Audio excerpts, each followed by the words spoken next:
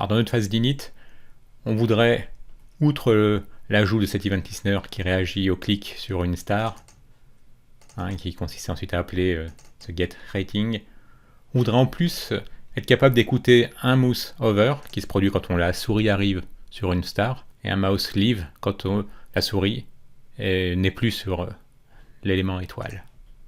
Alors on va ajouter, toujours dans ce for each, et à l'aide d'un event listener, un listener qui cette fois-ci va écouter l'événement mouse over. Quand cet événement se produira, eh bien on voudra appeler une méthode qu'on va créer dans un instant. Eh bien on voudra appeler une fonction qu'on va créer dans un instant, qu'on décide d'appeler add CSS. En fait, on voudra ajouter la CSS qu'on avait créée il y a 2 vidéos de ça, donc cette checked CSS. Je vais la mettre là.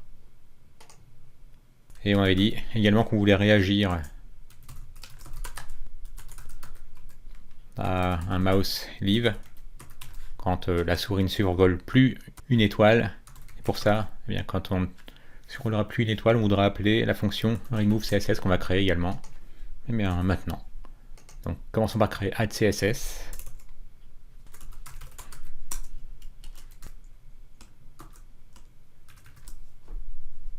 Alors elle reçoit un mouse over event. Donc on va l'appeler i pour event.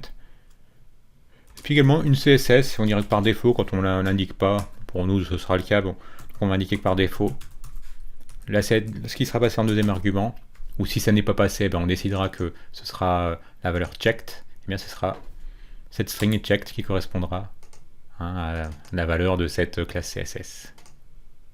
Et donc ce qu'on voudra faire, c'est à l'aide d'un event.target, bien récupérer l'élément sur lequel on aura fait notre mouse over, c'est-à-dire notre étoile, puisque c'est sur l'étoile qu'on a ajouté cet event listener. Donc i.target, ça permet de récupérer le span qui comporte l'étoile. Et on va lui ajouter une classe CSS à l'aide de la propriété classList, qui nous met à disposition une méthode add et qui permet d'ajouter une CSS qui par défaut sera checked. Vérifions que ça marche. Remove CSS is not defined. Bon, il faut qu'on la crée, sinon il va pas être content. On va la créer tout de suite. Voilà. C'est juste pour se débarrasser de l'erreur. Pour l'instant, elle fait rien.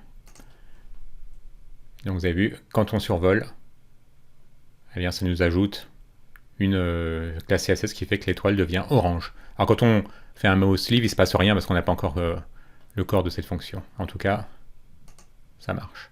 Alors pour l'instant, ça n'ajoute cette CSS que granulairement. Nous, ce qu'on voudrait, c'est que quand on survole cette étoile, toutes les autres à côté soient aussi sélectionnées. Ce serait logique, mais bon, ça va être un peu plus compliqué. On va le faire dans la prochaine vidéo. Mais déjà, ça marche. Ce qu'on voudrait pour l'instant, c'est que quand on survole, la classe checked est ajoutée, ce qui colore l'étoile. Et quand on enlève la souris, on voudrait que l'étoile redevienne noire. Bien, ça, on va le faire dans remove CSS, qui recevra le mouse leave. Cette fois-ci, event, ce sera un mouse leave, event. Voilà, classe CSS. Le deuxième argument sera une CSS qui par défaut, comme en haut, sera checked.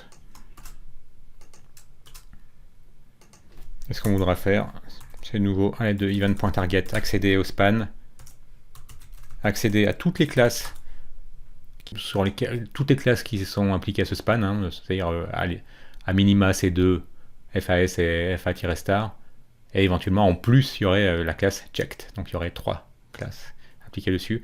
Et ce qu'on voudrait faire, eh bien c'est supprimer la classe checked, qui se trouvera être cette CSS. Donc maintenant, quand on survole une étoile, la classe checked est appliquée, elle change de couleur. Quand on enlève le curseur, eh bien la classe CSS checked est supprimée, ce qui fait que l'étoile redevient noire.